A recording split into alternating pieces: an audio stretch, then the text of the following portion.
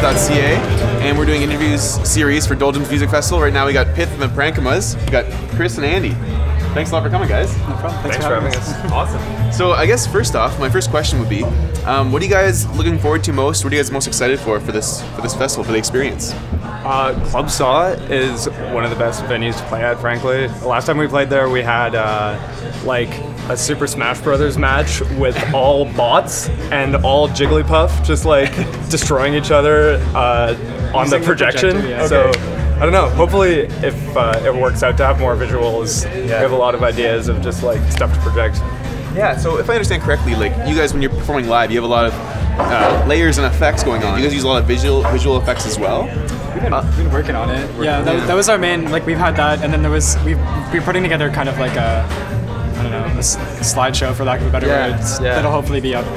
Definitely be up by the end of the month. So we're definitely sort of pushed to it by a friends project called Jaguar Saint, who literally like from start to finish of their set is like this synchronized like visual like movie that syncs up to like moments in their songs and stuff. That's awesome. So it's hard to compete with that, but like we work on it. Trying to get to that. It's a goal.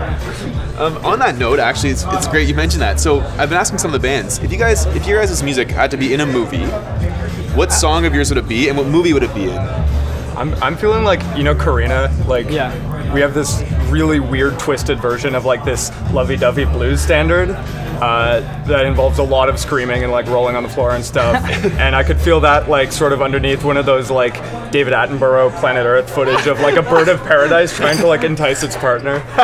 That's one thing. Nice. Okay, cool. With respect to the songwriting process, I know you guys just mentioned before we started talking on camera that you've had some, you know, recent like changes to lineup, changes to sort of, how do you guys approach the songwriting process? Like, how do you write a typical song? It's actually really interesting now because we're both sort of in a new position in that respect, because with Pith before, I was really like the principal songwriter and lyricist, whereas Andi, as compared to their old band, is now really approaching that sort of area, like presenting sort of songs you've written and stuff. Yeah, I mean, I think actually maybe you'd got in touch with us before Patterson Hall, but unfortunately we kind of dissolved before. So yeah, in that band I had kind of more of like a supporting role. This time we're kind of like, meeting each other on this cool, like, this level where if Chris has words, he can like very easily integrate them into the music that I'm writing, or vice versa. So it's like this really cool kind of like we're trading off musical parts and vocal parts and stuff like that. So it's cool. Just like completely fluid like roles in terms of like, no, I'm the lead singer, I'm the band leader. It's just like keep changing back and forth.